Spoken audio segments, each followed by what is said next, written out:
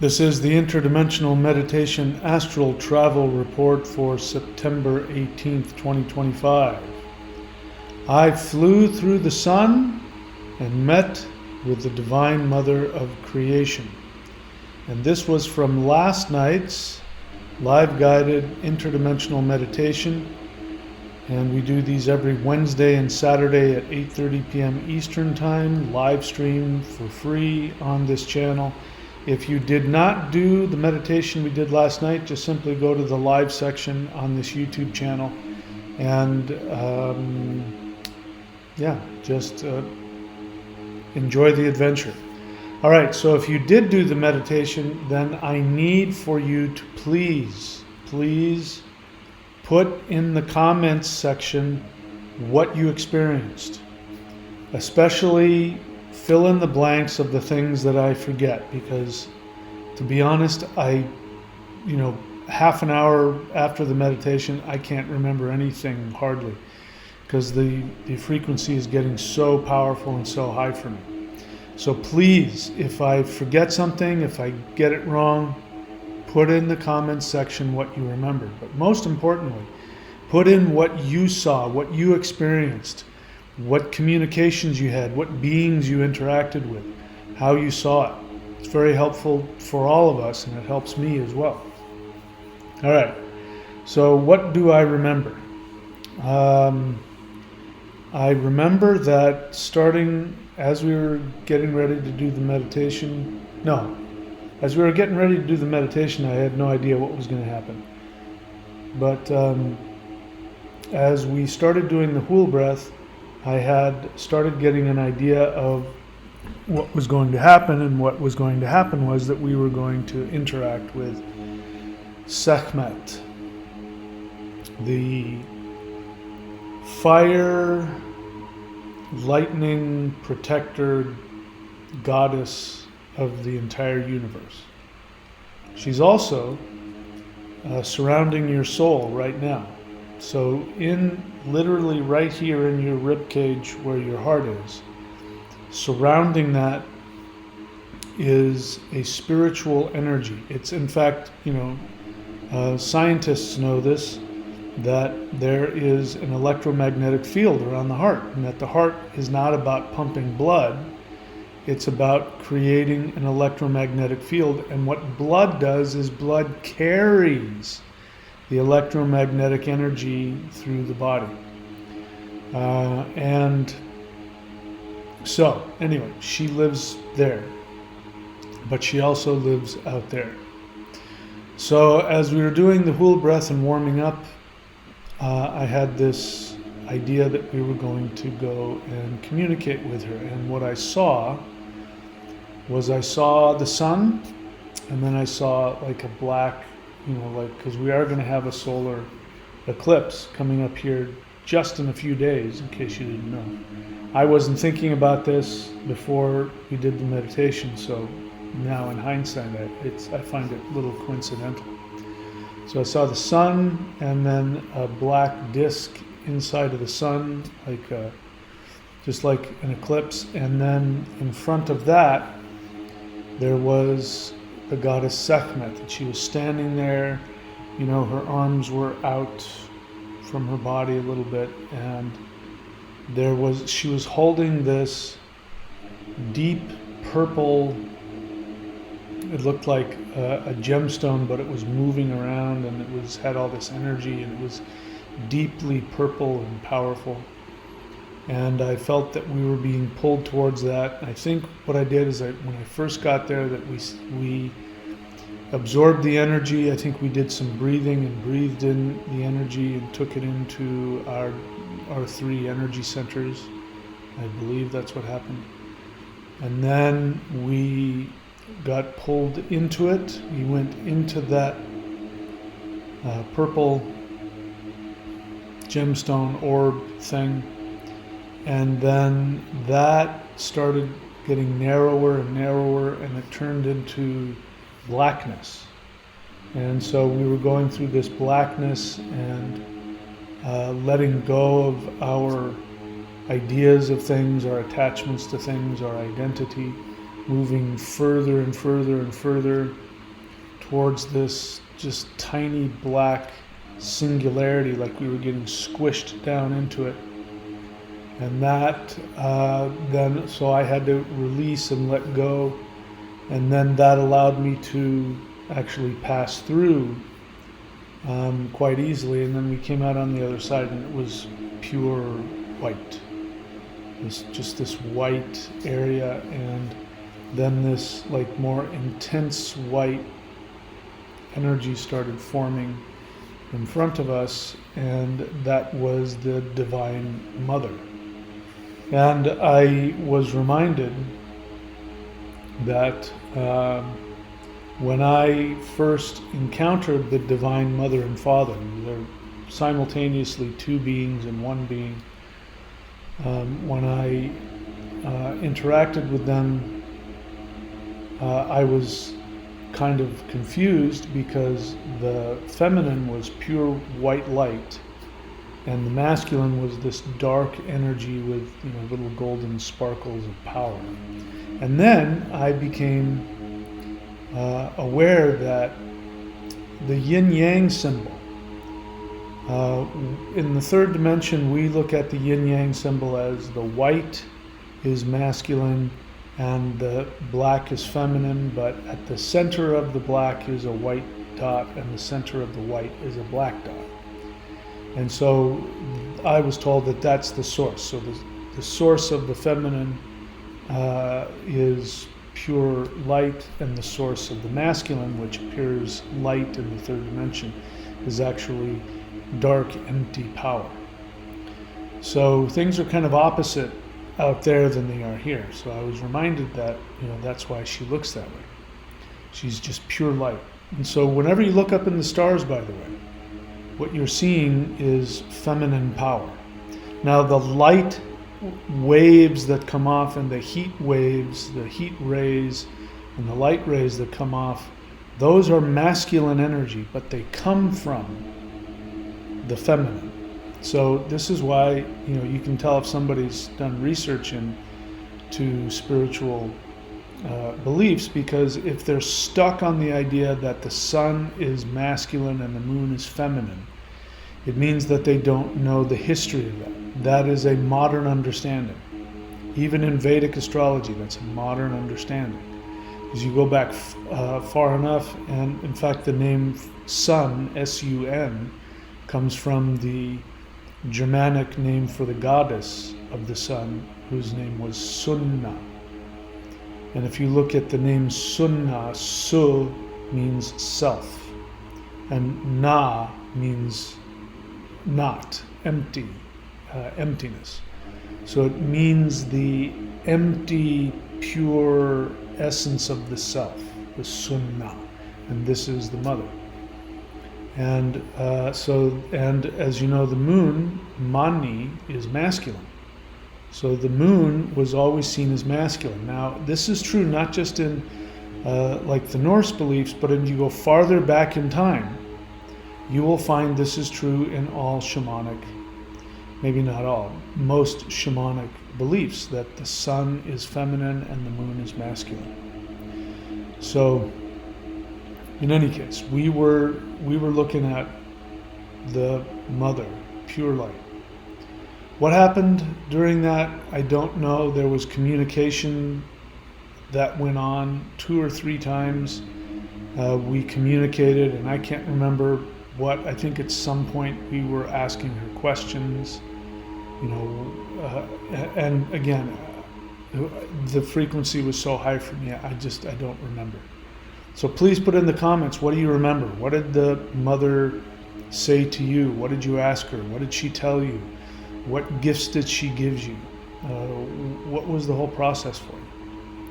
So we had a few things that happened. I know that much, I just don't remember what it was. And then we came back out, and we ended up back in third dimensional space looking at the earth. So what happened after that? I don't remember. I believe that we did the Hul breath, the Hul breath and the Huar breath a couple of times in different places. Refresh my memory. What happened? I can't remember. But when we were done, I had such a feeling of lightness and clarity and comfort. In fact, I've been in a really good place for a couple of days. Since we did this meditation last night, something happened to me yesterday. I know what it was. This is coming up soon. The Dark Warrior of the North. I've created the video for this form, and so when I'm done editing it, I will make that available to people. I was doing that exercise for hours because I was filming it from a bunch of different angles. And what ended up happening is that I had a complete, total shift of awareness about my life and some things that were really bugging me. I was feeling really trapped in terms of where I was living and how I was living, and I just came up with these great ideas about what I could do. And the reality is those options had always been there, I just hadn't seen them. But doing this Dark Warrior of the North form, this exercise, what it did was, I'll tell you what it did, among other things. So this form works with the power of the earth and the macrocosmic earth element, as well as the power of yin and yang. So it grounds this, and what it does, it also heals major issues having to do with digestion, with the lower center, the lower energy center, the unconscious mind. And so the earth element has to do with comprehending and understanding life, 3D life. So if you're confused in life, if you feel blocked in life, if you feel like you don't know where you're going or what you're doing, it means that the earth element isn't moving. So we want all of the elements, the wood, metal, fire, water, earth, which is ether, air, fire, water, earth. You want all of these elements to move through each other. Once you get stuck in an element, it creates issues. So when you have confusion, when you're blocked, it's the earth element not moving energy. So when doing that practice all day, I was able to not only figure out exactly what was going on, but exactly what to do to fix it. And I've been in a really free place ever since, because I was really feeling stuck about some things.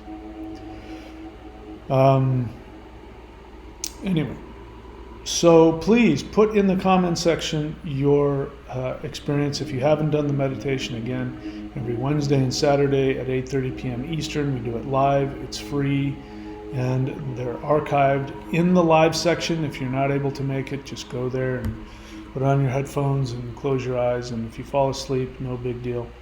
Your unconscious is definitely doing something. So that's it, my friends. Keep your eyes out for this. This is coming very soon. And I can't say enough good things about that. And so the reason why I'm saying that is because, yes, it's true, the Maoshan, like here at maoshan.thunderwizard.com, I don't want people to just go all the way up to the first set or the hands of creation. I want them to go through the process, to do the awakening, summoning the immortals, and the other celestial qigong, those entryway things into the Shi. And then I want you to go to the 5 elements, and when you've done the 5 elements, then move on to Hands of Infinity. So this set, the Dark Warrior of the North, the Tortoise and the Snake, technically it's not part of that trajectory. And so I feel like I can teach that to people even if you're at the beginning stages, because it's the earth and it just grounds you. This is also good for people who only have the wood element of the Maoshan 5 elements, because I told people if you want to just do the wood, go ahead, because people don't want to spend the money to buy all of them.